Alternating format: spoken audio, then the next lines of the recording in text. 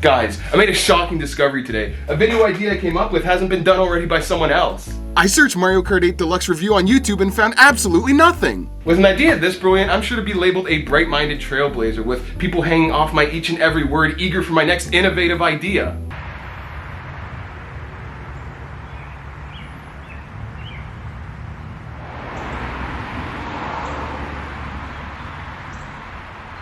That didn't go as planned. Mario Kart, one of the best game series to ever exist. Its popularity has remained steady for nearly 3 decades and is so easy to pick up and play it can be enjoyed by seemingly everyone. The young, the old, the people who put ketchup on rice, the 3 key target demographics. Mario Kart 8 Deluxe was the next step up from a final evolution. Hell, it's literally the best-selling game on the console. Added to the Switch version were new modes, new karts, and new characters. Still no Pink Gold Baby Mario though. Not gonna lie, pretty upset about that. What can I say? It's the same kart racing you know and love with that classic Nintendo twist, which basically boils down to driving around beautifully colored landscapes while being pelted with weapons every 2 seconds. I know a ton of people who are put off by how frequently you get blindsided by items in this game, but as someone who's been involved in multiple car accidents not caused on my behalf, I can appreciate the amount of senseless chaos going on here. It's just the natural cycle of things. You start the game up, begin a race, drive to the best of your abilities, then have it all come crashing down because of things beyond your control. Even though I should get mad from that, I can't. Everyone in this game is so happy and cheerful, it just rubs off on you, you know?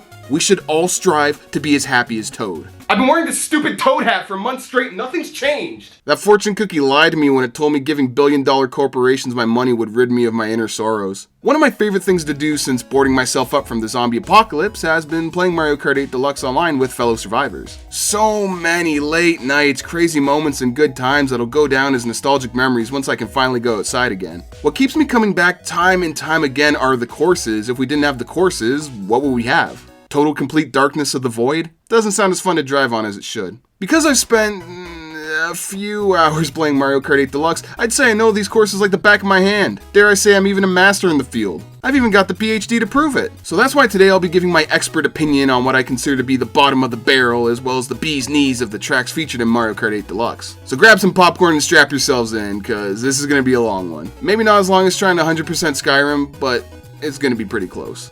Quick question, what do Chester the Cheetah, Cheezosaurus Rex, and Chuck E. Cheese all have in common? Aside from being my phone's wallpaper, they're all ambassadors of cheese and cheese-related products. Because of their popularity, I'm holding them partially responsible as inspirations for one of the worst Mario Kart tracks of all time. Shroom Ridge. Just kidding. Of course it's Cheeseland. This might be the only track I actively dislike in Mario Kart 8 Deluxe. Every other track I can think of some reason to like it, but trying to compliment Cheeseland. An armless man would have an easier time trying to beat Mike Tyson in a boxing match. The racetrack is covered with potholes and surrounded with walls that dip up and down. I'll give credit where credit is due, you can at least do tricks out of the potholes, but that only increases the fun factor to about -50 out of 100. Nothing here flows well. If the track wasn't as narrow and didn't involve so many tight turns, I'd probably have less journals dedicated to my feelings of Parmesan pathway. I can't get over the idea that someone just looked at a piece of cheese and was like, I want to drive on this as an evil anthropomorphic dinosaur. It's now become a normal everyday occurrence of Jazzbur subculture to pick Cheeseland simply to toxify my reality. It may sound like fun and games for you, but between you and me, I'm fed up. I've had it up to here.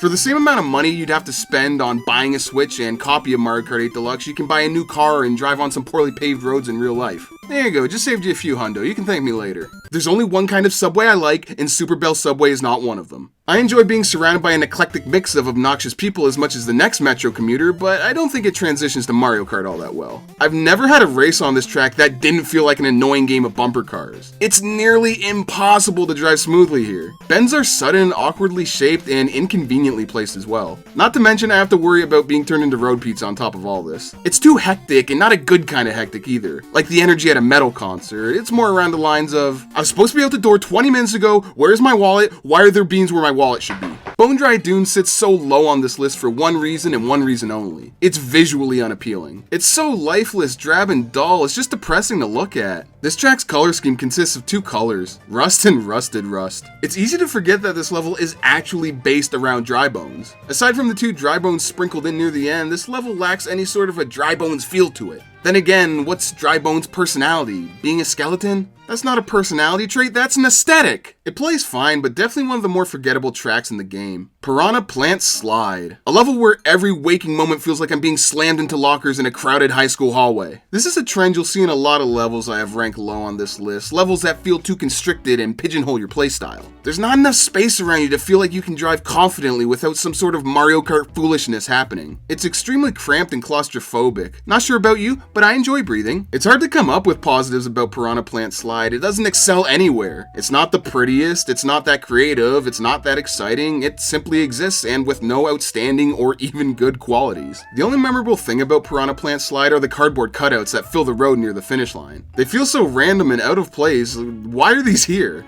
I approve though. I'm quite the fan of cardboard cutouts as well. I still tuck mine in before I go to sleep at night. I feel on its own, Wario Stadium isn't that bad of a level, but in terms of being a great Wario level, it doesn't even come close. I hold Wario-themed tracks on a pedestal above most, so they got some expectation to live up to. To be a good Wario track, you have to excel in one of two areas. Either be overly egotistical in character, or massive in your magnificence. Wario Stadium does neither. When I'm playing a Wario track, I want to feel the Wario-esque elements of it. Have him so unavoidably shoved in my face I can damn near smell his rancid garlic breath. This track doesn't deserve to be under the Wario banner, someone else should have it. Someone less deserving. Let's say, give it to Mallow instead, let him have it. Mallow Stadium, that has a nice ring to it. Oh, there's already a cloud-themed track in this game?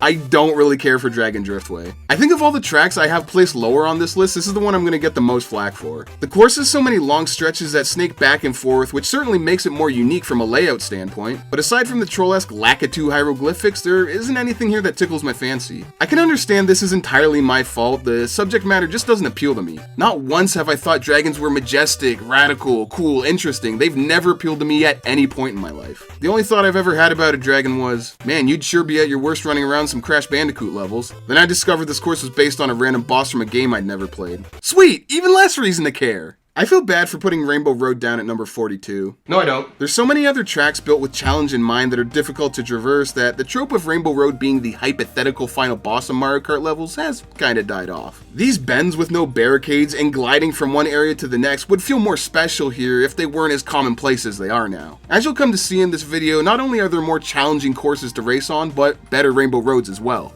Surely there has to be something good I can say about it. Well, you don't got herpes. Got that going for you. I have mixed feelings on Wild Woods. I like this level a lot. It makes great use of the zero gravity gimmick. The intro cutscene always trips me out when I see we start the course driving up a tree. The ride from beginning to end is so smooth, you'd have no clue you'd be puking your brains out if this situation were real. There's Shy Guys hanging out with each other, both figuratively and literally. Cozy little cabins strewn about like a random assortment of Christmas decorations. I feel a real sense of community here. It makes me feel like I'm a part of their world. I'd even go as far as labeling Wild Woods a sort of hidden gem course. But that's the problem. I seem to be one of 3 people who are fans of this track. The other 2 being their mom and dad, and they don't really count. I don't think I've ever seen anyone go out of their way to pick Wild Woods online. It's like nobody knows this track exists. Then again, it's not like bragging about being a Wild Woods fan is what all the cool kids are doing. Everyone else's lack of enthusiasm for Wild Woods is what kills it for me. Kinda sucks all the enjoyment out of it, you know? It's like going to the theaters for a day one release you're super pumped for only to realize you're the only one there. Maybe it'll gain some street cred eventually, but only time will tell. Dry Desert is a great example of a level you love to hate. Driving on a bunch of dunes under a scorching hot sun is about as fun as driving on a bunch of dunes under a scorching hot sun. Unfortunately, Mario Kart 8 Deluxe took what I love and gave it a botched facelift. All the small tweaks made to accommodate Dry Desert's transition to a modern era leaves a bad taste in my mouth. The tornado was one of the best standout features and it's been removed entirely. Why would you do that? What did tornadoes ever do to you? Never thought I'd find myself missing natural disasters, but here I am. Pictures may fade, but the memories will last forever. The pokies used to be such a pain to avoid too. Before, it was difficult to get through a race without smacking into at least one, even by accident. Now they pose as much of a threat as a knife with no blade. Worst of all, the best part of the course isn't even the same anymore. Remember the obstacle course-like ending? The hills, item box, and pokey smorgasbord? They were swapped out for a small pond with geysers. What happened here? Excuse me if I'm misunderstanding something, but isn't this level meant to be a, and pardon me if I'm wrong, a dry desert? The name of this level would be more accurate if it was wet pond, which kind of defeats the entire purpose of existing, doesn't it?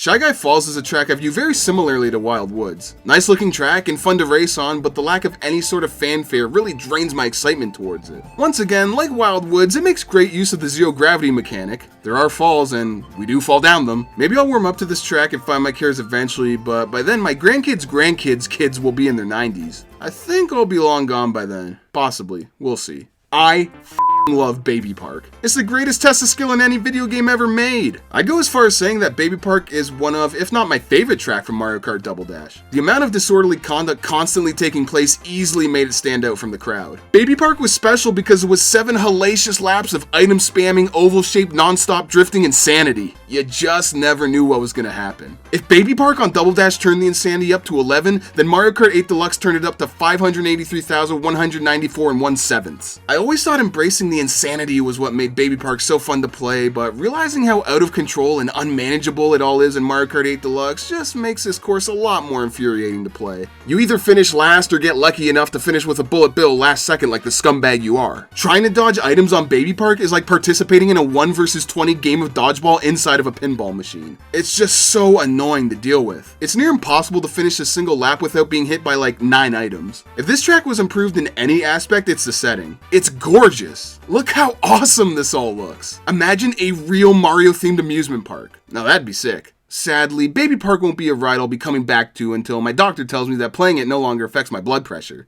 I'm always torn in two as to if I think Twisted Mansion is a good level or a bad level. I feel as if it actively works against itself. If we're gonna add a dark and spooky mansion-themed track, shouldn't we be basing it around a certain series? See, there's already a Nintendo series we can perfectly center this gimmick around. NBA Live 96. The reason why Twisted Mansion is so underwhelming to me is because it's centered around booze. There's a boo hanging over the front door, the halls have booze, the courtyard has booze, booze everywhere you go. Disregarding the fact that Mario Kart 8 Deluxe came out way before Luigi's Mansion 3, I still think basing this track around that game would have only got people more excited. If you want to be even more nitpicky, which I know you do, Dark Moon came out before Mario Kart 8 did on Wii U. There's really no excuse. What's here feels so lazy in comparison to what could have been. Plopping down a bunch of generic boos instead of implementing the ghost from Luigi's Mansion is a wasted effort in my books. So much more character could have been injected here. This course lacks energy, it lacks personality. Twisted Mansion is the regular flavored no-name brand chips of Mario Kart tracks. Enjoyable only if you don't have taste buds. If anything, this makes me wish that Luigi's Mansion from Mario Kart DS was added as a retro track, and having a whole new course design instead of this one. Not bad, but ultimately disappointing. Cloudtop Cruise is another course I'd rank higher if it wasn't for my own personal problems with it. On one hand, the stage looks great and has a bunch of distinct, unique features. The Bowser balloons offer some slight deviations from the main road, and the portion where you glide into the dark cloud to avoid lightning strikes on the boost panels is probably one of the coolest single set pieces introduced in all of Mario Kart 8 Deluxe. So why do I have it ranked so low, you ask? Simply put, it's the course I'm the most consistently inconsistent at. I'm always smacking into things, falling off, or sitting at the back of the pack. Trying to drive smoothly on Cloudtop is like trying to have a tea party in a jumping castle. No matter what I do or how I drive, I always seem to be in some sort of distress. I don't like Cloudtop Cruise for the same reason we didn't like the subject we did the worst at in school. It's not actually bad, I'm just not good at it. Me and Protons just don't get along. So it stays low on the list because I'm me. Sorry, Cloudtop. TikTok Clock is so painfully average in nearly everything it does that to either praise the positives or insult the negatives would feel a tad overdramatic on both ends. Good, fine, okay, ordinary, par for the course. Whatever word you want to use to describe TikTok Clock as the baseline standard for quality goes, the shoe more than fits. If TikTok Clock was a character in a fighting game, it'd be one of the characters who has well-rounded, balanced stats all across the board. Not great at anything, not bad at anything, no weaknesses. Overall, it's well done, but isn't bad enough to be bad or good enough to be good. We'll call TikTok Clock the, Evan Dunham of Mario Kart levels. Yeah. I'm not the only one who mispronounces Sherbetland as Sherbertland, right?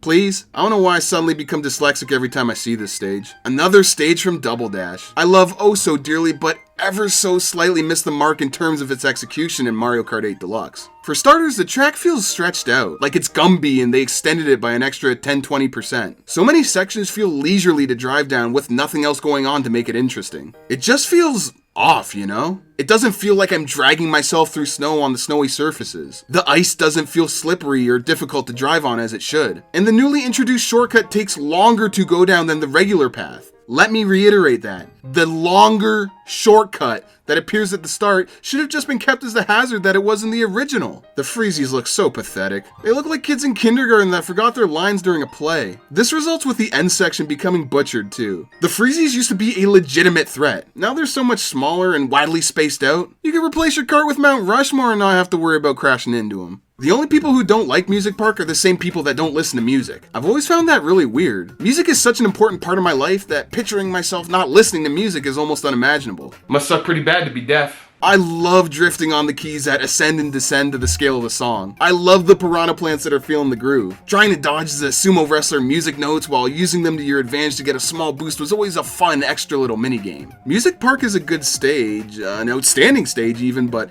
I'm so burnt out on it. I've played this track so many times throughout the years. The love I once had for it has slowly drifted away like a bag in the wind. Everything can only be fun so many times. How many days in a row can you play Ninja Bread Man and not have it lose its luster? Trust me, it'll happen eventually. Neo Bowser City is the best way to experience the feeling of spinning out on black ice without the constant fear of death looming over your head. I gotta say, it feels pretty surreal to finally play a Bowser level that doesn't involve lava or castles. I didn't think Nintendo had it in them to make a moody, neon-lit downtown scene and still have that classic Nintendo purity shine bright over the things that go on in these places at those hours. Similar to Cloud Top Cruise, Neo Bowser City gets a low rank from me always stinking up the joint when I play it. The water-slicked roads feel real. Too real. I dare you to drive on this course without blaming the rain at any point, cause I sure can't. Realistically, Neo Bowser City doesn't really have any downsides, but until I conquer this track and make it my it's gonna have to stay snugly in the middle of the to-do list that I never do. Yoshi Valley is another case of a track being dumbed down in order to fit in with the crowd from Mario Kart 8 Deluxe. I'm happy to see it make a return, but the changes made upon reintroducing it removed a lot of its unique qualities. First off, we now know where everyone is at any given point now. I dislike this about as much as I dislike if Tim Hortons went from selling fast food to used Kleenexes. How could that possibly be delicious? Spoiler alert, it's not.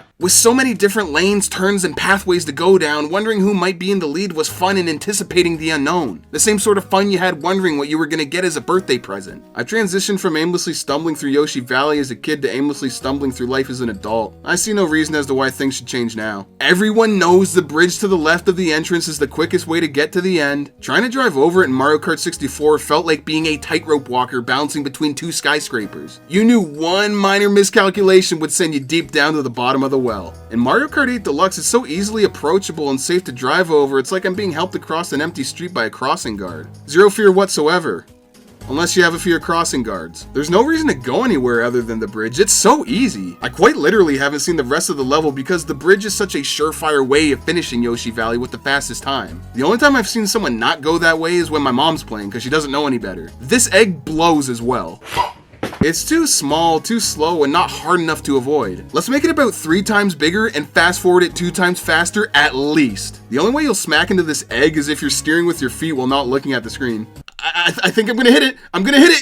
It's gonna hit me. Oh, darn oopsie daisies. Do you like falling off levels? Boy, do I have the track for you. To enjoy Rainbow Road SNES, you gotta flip the Get Mad switch in the other direction. As much as I've been dissing the other tracks for being difficult to stay on, this is the worst offender by far. Even from a historical perspective too. Banshee Boardwalk, Ghost Valley 2, Toronto, none of these hold a candle to Rainbow Road SNES. It's a breath of fresh air to play a course that feels like it has some challenge to it. None of that fair, easy, hand-holding stuff going on here. Just simple, unadulterated, agonizingly painful torture. My favorite! Rainbow Road N64 is one of the best things based on a thing that doesn't resemble the original thing it's based off of. Right behind Bomberman Act Zero. It's a close second. How is this Rainbow Road from the N64? Like, how? In what way? I can call my the Eiffel Tower all I want, that doesn't mean they're the same thing despite looking virtually identical. I do appreciate making the track one loop with 3 checkpoints in between as opposed to the standard 3 laps. With an average lap time of around 2 minutes on 150cc, this track's pacing has aged about as well as the concept of slavery. I like this course, but to call it Rainbow Road N64 is just not true. It's a fun time. Big, long, wide turns where toads make it rain on you. The chain chomps at least keep some semblance of the original intact, but for the most part, this track's trying to get by strictly on name value, which is both admirable and pitiful. I do have one outstanding gripe with this level. I wish it stayed with the light show instead of switching over to fireworks. Don't get me wrong, the fireworks look cool, but almost every track in this game has fireworks. Even the levels that don't need fireworks have fireworks. The light show is way more distinct and memorable if you ask me, but to each their own. You're allowed to have bad opinions if you like. Wario's gold mine showcases the other wrinkles to Wario's personality. Not only does he enjoy watching people drive on poorly built roads, but he also supports the gold standard. One of the reasons I liked Wario's gold mine when it first made its debut in Mario Kart Wii was because of the structure of the mine tracks you raced on. They looked so fragile and poorly built, one bump into any piece of the structure felt like it'd collapse the whole thing. We're essentially being supported by mile-long stilts here. The Wario's gold mine that appears in Mario Kart 8 Deluxe looks like it was assembled by a crew that knew what they were doing instead of shy guys. It's too polished, too refurbished, too non-rickety, which took some of the personality away from it for me. Life's just not as fun without the thrill of dying at any given moment. Isn't that how it is regardless, though? The bats remain as troll as they always were, and giving the gold-filled minecarts the zero-gravity ability was an appropriate upgrade. Wario's gold mine is a strong course, but there were some missed opportunities to play off the gold mine premise more. Gold roads, gold signs, gold bats, gold pink, gold baby Mario, the possibilities are endless!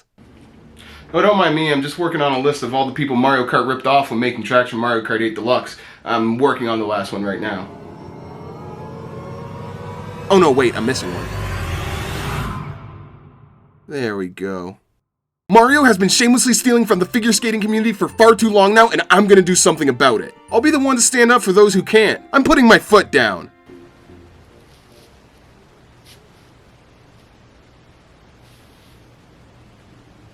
It's like this every time. My feet are just really sensitive to sitting. Mario courses are a love-hate relationship for each player. People either dislike them because they're simple, or like them because they're simple. It's as much of a two-way street as it gets. You either enjoy playing Imagine Party Babies or you don't. I'm not here to argue with you. Mario Circuit is a pretty basic track from a design standpoint. It's a figure 8. What else you want me to say? Get ready to hear that a couple more times in this video. I will say the track does a fine job of feeling seamless. I forget that every half lap I'm driving upside down. I've heard Mario Kart 9 is taking so long to develop because every course in the game will be a figure 8. With great power comes great responsibility, which often leads to no creativity and a lack of backwards compatibility. Who am I kidding? I still buy these day one. Most Donkey Kong Mario Kart tracks are bangers. DK Summit, DK Mountain, good stuff. The kind of courses you wouldn't mind seeing your daughter bring home. But the key word here is most. DK Jungle just misses the mark with being a spectacular level, mainly because it plays things very safe. Some tiki goons here, some screaming pillars there, lush jungle environments with trees growing from every square inch of the ground, and the Golden Temple is fun to mess around in for the 5 or so seconds you spend inside. It doesn't feel great, it doesn't feel epic. Other Donkey Kong levels have managed to keep different aspects fresh throughout your travels. In DK Mountain, things kick off when you start going down the mountain. Boulders become part of the problem and decide they want to play patty cake with you, and that's when things really pick up. In DK Summit, you constantly jump off snowy slopes and have to avoid bumping into snowboarding shy guys. DK Jungle has its own unique elements like the other Donkey Kong tracks do, but it doesn't alter the overall play style or offer anything new in terms of gameplay like the other courses did within their respective games. DK Jungle is solid when compared to other Mario Kart 8 Deluxe track, but kinda meh when compared to other Donkey Kong tracks. Also, where's my barrel? I understand that DK Jungle didn't have a barrel in Mario Kart 7 either, but a Donkey Kong level without a barrel is like a fox without toxicity. It exists, but man does it feel weird. Mario Kart Stadium is a celebration of Mario Kart itself. This is the track that kicks things off, and oh boy does it do a great job of giving us a taste of things to come. It's a very fundamentally strong track. It introduces core mechanics of the game in an easy to understand, natural way, and that's what I appreciate about it the most. Zero gravity, coins, gliding, small jumps, boost panels, all of these are placed right in front of you with little to no hazards around them for a quick and straightforward teaching method. These basic functions that you'll be using again and again are so easily understandable upon using it for the first time that the lack of instruction is actually a benefit. From a visual standpoint, it's the culmination of everything we've ever played from the series up until now. A huge arena filled with Mushroom Kingdom inhabitants excited for the race as much as we are. Advertisements lined along the walls, ginormous plasma screens displaying the action, and necessary fireworks to commemorate just how far we've come. Mario Kart Stadium feels like the intro track off the album from your favorite band that you've waited 5 years for the next album from. It may not be the best of the bunch, but it gets you amped up for what's in store. There's something very wholesome about Donut Plains 3. Like we're making the best with what we can, but it's still building its own personality in the process. It looks like an actual go-kart course you went to for a friend's birthday party when you were 9 or something. The bright primary colors give off a really playful, fun vibe. It could be because we're one smaller shape away from being sued by LEGO, but that's okay. If the backyard baseball kids had a hand in building a race course, this would be the end result. Also, since we're officially halfway through the list, this technically makes Donut Plains 3 my most alright stage by placement and placement alone. I'm sure there's an award for that somewhere. There it is! Sweet Sweet Canyon is how you take an idea and run with it. Nintendo goes, hey, we're gonna make a track entirely out of diabetes food, so they do it. Driving on a level based on food sounds a bit quirky, but it's pulled off surprisingly well, with each food choice making sense for their respective role. Spiraling down a multi-layered cake, split taffy pathways, ice cream cone traffic, cones, and even swimming in orange juice. Disgusting and dangerous. My favorite combination. Sweet Sweet Canyon is a level that slowly grows on you over time. The more I play it, the more I find myself enjoying it. I've been playing it more now than ever before. I've gained 10 pounds in the past month alone, and I can only see things going up from here. Whoever thought an outline of Yoshi's curvaceous body would make a good course from Mario Kart is some sort of genius, let me tell you. I can't even go into great detail about the design. It's Yoshi. It's been a fan favorite for years and it shows. It feels like every time a new Mario Kart game comes out, we get a new iteration of Yoshi's circuit to accompany it. We did lose the shortcut that rides down the back of his neck, which is fine. I love being randomly inconvenienced. Ever since I decided to do something about the constant issues of holes in my socks, my ankle warmer collection has been increased by 2,000%. Who doesn't like having warm ankles? One can only fantasize about what Nintendo character will get the Mario Kart track treatment next. There's tons that would make good choices, but I'm all for being a human disease, so my vote goes to Pink Gold Baby Mario. Mario Circuit GBA harkens back to the days when wheels stayed on the ground. A throwback course for the Mario Kart purist. An ordinary drive from beginning to end, no gimmicks, no gliding, no bullshit. Just your everyday kart racing with Italian plumber and friends. Even though I enjoy everything new to Mario Kart 8 Deluxe, there's a small part of me that wishes it'd go back to its roots. Not entirely, but to simplify things. More doesn't always mean better, sometimes less is more. I wish I knew this years ago. Back then I had a tendency to make bad decisions in groups of 20. What do you get when you combine something you don't care about with something you love? Wrong video. Thwomp Ruins is one of the coolest tracks I never knew I wanted. If I was tasked with making a Thwomp-themed Mario Kart track, I'm not sure what exactly I'd do. I think I'd probably just draw a Thwomp and call it a day. If Nintendo can do it, why can't I? There's a ton of Thwomps that attempt to crush you throughout the track. I don't think they really become a nuisance up until the end of the final couple turns, but they at least still pose a threat. It's not as dark and dingy as I was expecting it to be, taking place in some ruins. The music is very upbeat and jingly, surprisingly one of the more memorable tunes in the game and one of the better parts of the level as a whole. It would have been nice to see a more diverse cast of Thwomps. There's been so many different types introduced over the years, the Tail Thwomp and Thwimps, I think would have been really especially neat to see included. Different routes have different Thwomps in them to mix up the playstyle mid-race. Why not? You're making a Thwomp-themed level after all, why not go all out? Historically speaking, I've given my Sega Genesis shelf more love and attention than Nintendo has given the Thwomp family. And this isn't even mine! Similarly to how I rank Dragon Driftway so low on this list, I know I'm gonna get ragged on for ranking Water Park so high. From what I can gather, nobody likes Water Park the way I do, and that hurts me deeply. What's there not to like? Water's one of the most diverse substances known to mankind. You can drink it, use it to clean games, torture, and that's only some of the benefits. I can't wrap my mind around the idea that people don't have fun playing on Water Park. It totally nails the theme park aesthetic. Big signs, balloons, a loop-de-loop to ride along minus the motion sickness. It's so beautiful, vibrant, and marvelous, it fills me with the same wide-eyed wonder I had when first playing Nintendo games when I was a kid. Young Jazzbur would rank Water Park top 5, if not number 1. I love it that much. I've even heard it's known to cure depression. Tastes like I'm dying. You know what? It's about time I come out and admit it. I'm a sham, I'm a fraud, I'm a phony, I'm a loser. Why? Because I play TMNT for fun and avoid Zelda games like the plague? I'm sorry, I'm only human. We all have flaws, some of us more than others. Wasn't it obvious already? I willingly put ketchup on rice. For that reason, I have Hyrule Circuit at number 18. I have no attachment to the Zelda series. All the subtle nuances and references fall flat on their face for me. I know the rupees are rupees and the sword is a sword, but everything else I'm completely lost. My Zelda knowledge goes as such. Link can't speak, Zelda's not Zelda, and Twilight Princess makes for a pretty good welcome mat. I have no good excuse for this. I've tried out some here and there, but to no amount where I'd claim to have played a Zelda game. Maybe like an hour or two at most in Wind Waker, I have no idea. This is something I plan on changing sometime, hopefully this year too if I can help it. Probably for a video down the line. For now, just know if I had to summarize how I feel about Hyrule Circuit, I'd say it's good. I hate snow, I hate ice, I hate the cold. It ruins my plans of sitting inside and playing video games all day. I'm much happier when I can be outside, free, where the people are, living life as intended.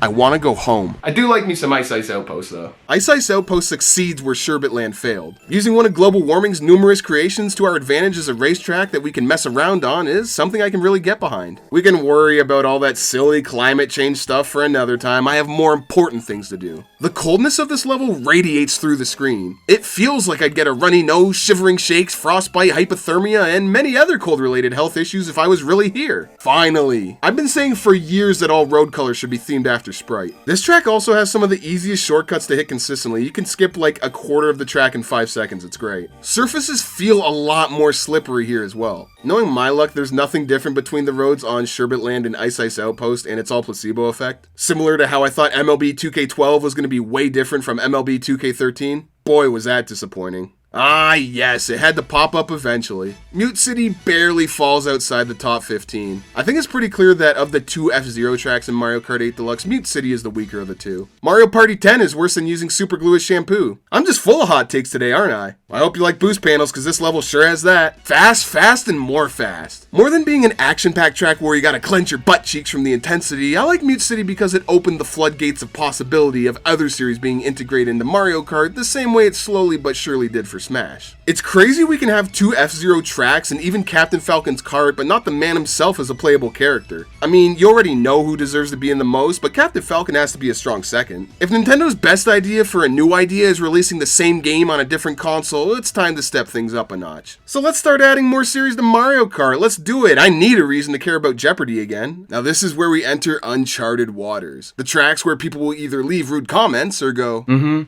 Get ready for anger, regret, and disappointment because these are my favorite courses in Mario Kart 8 Deluxe.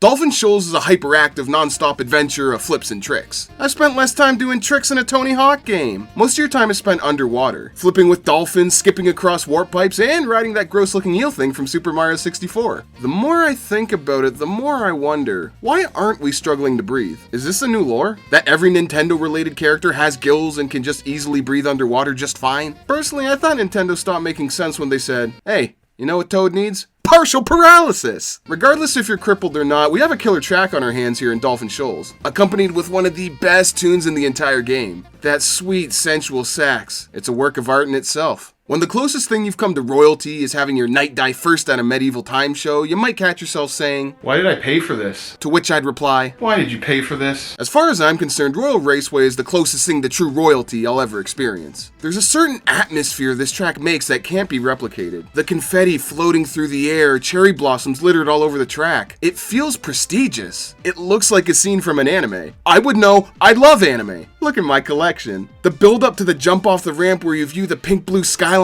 decorated with cotton candy clouds with the lens flare shine in your face is one of the most awe-inspiring, breathtaking visuals you'll see in any Nintendo game, period. There's nothing crazy going on here. There's no troublesome enemies you have to avoid, no tricky sharp turns you have to face. It's a simple, run-of-the-mill Mario Kart course layout, but its one-of-a-kind charm is what keeps me loving it all this time later. The fact I can't drive up to Peach's Castle anymore is complete and utter bull. That was a huge reason why the track was so cool in Mario Kart 64. Having it closed off as a background prop behind giant metal gates takes away that feeling of a personal connection with the game. If you were curious enough to see if you could drive up to Peach's Castle, you'd be met with the surprise of being able to drive up to Peach's Castle. There isn't even anything to do here, just ignore all the fun taking place and enjoy doing nothing. If I want to make poor life decisions, that's my choice. Leave me to my own devices. I guess I can't be too mad. Nintendo has a long-standing history of giving us things we don't want. My timeline with the Animal Crossing series has been well documented on the channel. I never played a main series game until New Horizons came out, played it, loved it, and it became my favorite game of the year. Although I haven't been a fan for long, I'm a fan nonetheless. And Animal Crossing does a great job of meshing these two opposite worlds together. The tongue-in-cheek references like using various fruits as mushrooms, grabbing item blocks hanging from balloons, and Mr. Rossetti being Mr. Rossetti will all have you going, I get it. Like Animal Crossing itself, it's the sense of companionship from seeing all the familiar faces that help fill that big, lonely void. Have you been to hell before? I was there this morning. Bowser is someone I have a rocky relationship with. I can never tell when he wants to either kill me or play a game of baseball. The man's emotions are a coin flip that always lands standing up. Consistently the proud owner of quality Mario Kart tracks, it's no different here. It's exactly what you want from a Bowser level. Wicked electric guitar-driven music, lava here, and lava right here too. If owning a giant punching statue of yourself doesn't scream, I have a giant penis, what does? Maybe you like your hell to be a little more family friendly, or at the very least, a little less fire and brimstone. Impossible, you say? Well, if man can create edible deodorant, I can present facts as just that. Welcome to Grumble Volcano, where each step you take is one step closer to heat stroke. I always appreciated how much Grumble Volcano dared to be different. Things start out easy enough, but as each lap progresses, more of the ground crumbles at your feet. If you're not on top of your game, this can prove to be one of the more difficult tracks to race on. Is it weird that this track feels so lively to me? It looks like it should only exude doom and gloom, but it doesn't. It feels so warm and welcoming. If Bowser's Castle is Bowser's physical manifestation of hell, then consider Grumble Volcano to be Kirby's. You may be trapped in a fiery, skin-blistering eternal damnation forever, but hey, it sure beats living in Michigan. Bad news. I just came back from the doctors. He told me that I died and I only have 4 days left to live. Turns out just because something's edible doesn't mean it should actually be eaten. If car oil isn't supposed to be used like syrup, then maybe it should stop trying to look like syrup. He did, however, tell me that my newly disfigured stomach would make great for an excellent Mario Kart 8 track. If I ever begin listening to dubstep, it'll because Electrodrome made it look at least somewhat cool. Like I brought up with Grumble Volcano, I can always appreciate a Mario Kart track that stands out from the rest, and Electrodrome does that to a T. Complacency is something that can kill the feel of a track. If you even slightly get the vibe that a track was handled like filler content, it can really kill off any sort of possible attachment to it. Look, I love Luigi as much as the next guy, but his levels feel like real-life NASCAR events. I don't want it. Skrillex Stadium is the total opposite. The setting, the visuals, the energy, the personalization. I thought modern-day butter churning without the Amish was damn near impossible, but now this churns my butter alright. The fluorescent colored roads, the bad guys getting down to the beat of the music, the bass boosted speakers that thump to the beat, and whatever the hell this is trailing behind your cart. All of these small details add up little by little to create one of the most memorable settings in Mario Kart history. Like Sherbet Land, Electrodrome is home where everyone forgets your name. I swear, people intentionally choose to call Electrodrome Electrodome. I mean, Electrodome does sound cooler. You don't know how bad you really got it until people keep mispronouncing your first name as J. How did Cheep Cheep Beach sneak its way into my top 10? It's such a step up from the DS version. This is a ghost town. One of those movie scenes where you slowly watch a tumbleweed roll through. Not trying to diss the DS's limitations and how it's as powerful as a stack of crackers. By the time Mario Kart 8 Deluxe rolled around, Nintendo finally understood that they could make a track feel more lively by including things that were alive in it. That's what was missing. I don't know why they took the zombies out. That was the best part. I love how you can ignore the roads and just drive through the water. It feels just as fast. It might even be faster. Don't listen to what those world record holders tell you about water slowing you down. Be a rebel. F*** the rules. Toad's Turnpike brings all the fun of speeding through heavy traffic right to your TV, minus the broken bones and death. Seriously, I can't stand to have another one today. Despite first appearing on Mario Kart 64 over 20 years ago, Toad's Turnpike feels right at home here. Unlike other remastered retro levels I mentioned earlier, all the tweaks result with the level being more fun to play rather than worse. In place of driving 10 miles an hour while honking at terrible drivers, we can instead now fly off of them. Instead of trucks and cars only being a hazard, you can use them for a quick boost or glide segment. It's a bit of a risk-reward system. You gotta weigh out the pros and cons of each situation. From my experience, they're hard to nail consistently. I find myself both succeeding and messing up almost every time I play. The vehicles are a legitimate obstacle. Dodging them is like trying not to accidentally bump into someone at a convention. It'll happen only by accident and specifically because the other thing was too fat to avoid. I always thought Konami were the uncrowned kings of vehicular manslaughter games. I guess I was wrong. I like this. Toad hat's going back on. I love Excite Bike Arena. Not even a little bit. I'm equally ashamed and baffled at how much enjoyment I get out of racing here. Look at how many people there are, eager in anticipation to watch me drive in a straight line. I feel like I'm at the Olympics, competing in a super important event like ribbon twirling or ping pong. Don't be deceived by the plain Jane layout. Skill surprisingly plays a higher than average role here. The track is littered with small ramps that treat you like a rock skipping across a river. Hitting these in rapid succession changes the pace of what would have likely been a dull, slow track to something more frantic. This is the right amount of controlled chaos for a course to have in Mario Kart 8 Deluxe. One of my favorite things to do in this course is flinging bananas when flipping off the ramps. Throw them to the frickin' moon. There's something so satisfying knowing you're using the highest amount of momentum to toss that banana as far as possible. It's been a pastime of mine dating back to high school. Memories. Ribbon Road overwhelms me with such comforting nostalgia, it almost brings a tear to my eye. The amount of that distinct Nintendo personality, energy, and charm on display here is practically bursting at the seams. Every square inch of the environment is plastered with objects and references of memories past. On the course, on the shelf, on the floor, on the walls, in the microwave. Like maggots in a rotting corpse, they're everywhere! I wish this was my room so freaking bad. I could live in this room alone as a 40-year-old virgin and still be completely happy with the choices I made in my life that got me here. here. Playing Super Smash Bros. On the N64 when I was young, every time I'd see that intro in the kids' room, I'd always say, God, I wish that were me. this feels like the modern day version of that. It's nice to know that young or old, retro or recent, new or experienced, that us Nintendo fans are all one. Big Blue. It's big, and it's blue. I'm just running out of things to say about it, really. I'm sure you all knew this track wasn't going to pop up until near the end of the video. Big Blue perfectly showcases how Mario Kart transitioned from a casual racer to an arcade racer, with a choice that resulted in an unintentional point of no return. The entire track is played in zero gravity mode. Speed panels, small jumps, gliding segments, water currents on roads that speed you up. There's even boost panels on top of speed panels. Look at Mario Kart playing God over here. The problem with this level is that it's too good. A wise man once said, no one man can have all that power. And I'm here to rectify that statement by saying, no one Mario Kart track can have all that fun. I have nothing to complain about regarding Big Blue. Even though it's not my favorite level, it's hard to come up with reasons as to why it's not objectively the best track in the whole game. Mussolini did nothing wrong. Finally, I can check that one off the list. What else do we got to work on here? I think I'm gonna have to come back to these. If you want to show what modern Mario Kart looks like to someone who hasn't played since 64 or Double Dash, God forbid the last time you played Mario Kart was on the Wii, you show them this. What'd they do to the crap app? It looks totally different now. How am I supposed to measure the weight of my shit with this? Let's try that again. You show them this. When does innovation become a downgrade? Zero Gravity is an awesome new addition, and Big Blue shows that to its fullest extent in how big of a game changer it is while still keeping the core elements of Mario Kart intact. Even though it's fresh and different, you still feel like you're playing Mario Kart. Nintendo will eventually have to make the next installment bigger than this, but how are they going to do that without taking steps backwards or progressing into something that strays it away from itself? Is it unfair to partially blame Big Blue for this? Yes. Do I care? Meh. One down, 4 to go. What levels in this game could possibly be better than Big Blue? Well, one track I can think of is Toad Harbor. God, is that such an unpopular opinion?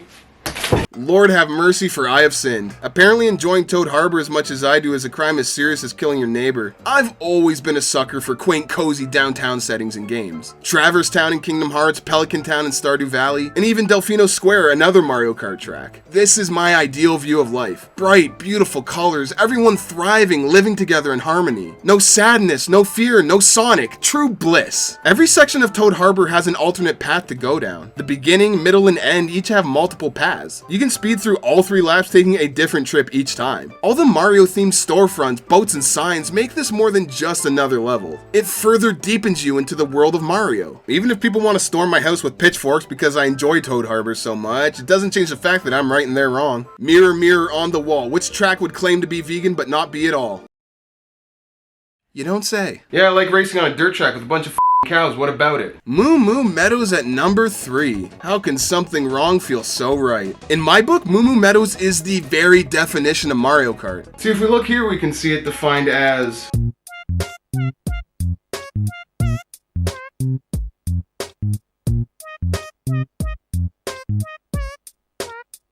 Not doing myself any favors here, am I? I'm fully aware that Moo Moo Meadows is as plain as white bread, but that's why I like it. It's one of the few ways I could play Mario Kart 8 Deluxe while feeling like I'm playing an old Mario Kart. I don't have to worry about flying over chasms, plummeting off a cliff, or being engulfed by fire. I can just enjoy a nice relaxing drive through a cow's natural habitat. This level is jaw-dropping to look at. Look at the hazy colors of that sunset. I could definitely see myself conceiving some happy little accidents under that. I recently heard the term beauty is in the eye of the beholder.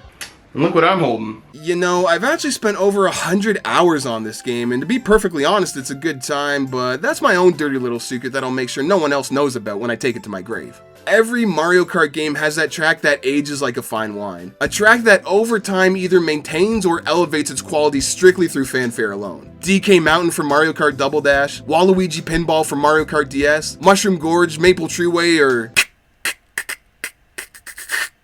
for Mario Kart Wii, take your pick. When all is said and done and Mario Kart 8 Deluxe becomes a game we look back at with fond memories, the track that will undoubtedly stand the test of time in my eyes will be Sunshine Airport. This track seems to be unanimously loved by everyone, and I don't blame them. Or me. So why do people love Sunshine Airport exactly? Well, let's go ahead and play it and find out. Remember, no rushing.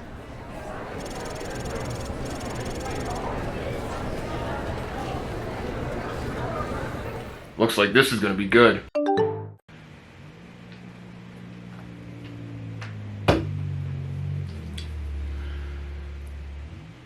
think that may have been the wrong game. What can I say? Sunshine Airport is just a solid level, and unlike the other memorable courses I mentioned earlier, it doesn't lean too heavily on the theme for its added replay value. When you play Waluigi Pinball, when you play... A lot of the enjoyment comes from seeing that Nintendo Pinball World, seeing that Nintendo Mall. Sunshine Airport just looks like an airport. What makes Sunshine so damn fun to play is that everything is great. The music, the setting, the Nintendo influence of colorful environments and bubbly character personalities. Every aspect of Sunshine Airport is executed to a spectacular degree. There wasn't much in the way of competition for being the greatest airport level in gaming. When the next best thing is one of the most offensive missions in gaming history, there is nowhere to go but up. We may not be able to murder innocent civilians, but we can aid in the future extinction of turtles one shell at a time. That's how I determine how much time I want to invest in a game, if I know I can wipe out an entire species. How do you show dominance over your peers? By buying a mountain and naming it after yourself. That's some alpha male shit right there. We've reached the peak of this list, and how appropriate it be that at the top of this climb sits none other than Mount Wario. This track is pure excellence. It backhands you in the face immediately with a 100-foot drop from a helicopter, followed by the descent down some thin icy turns, a flooded cave with swoopers, and even a long stretch down the side of a dam. There's also a forest, a ski hill, and to top it all off, we have a downhill jump gliding portion surrounded by bleachers of spectators right outside the finish line. Every section is unique for its one-of-a-kind setting. The tone is elevated from that of other tracks. This track has it all. What doesn't it have? Don't have an arrest warrant now, do you? Take that, Mount Wario. The stakes are higher here. You get the feeling that there was a genuine attempt to make this feel as grandiose as possible, and it shows. Mount Wario truly feels epic. However, I firmly believe that nothing is perfect, and that there's always room for improvement. Like with this video, I'd probably have been better off not saying I like ketchup on rice. The stage that did Wario best was the first one he ever got. Of course, I'm talking about Wario Stadium from Mario Kart 64. Now this is how you make a memorable environment. Just take your face and copy paste along the wall over and over again. Nice.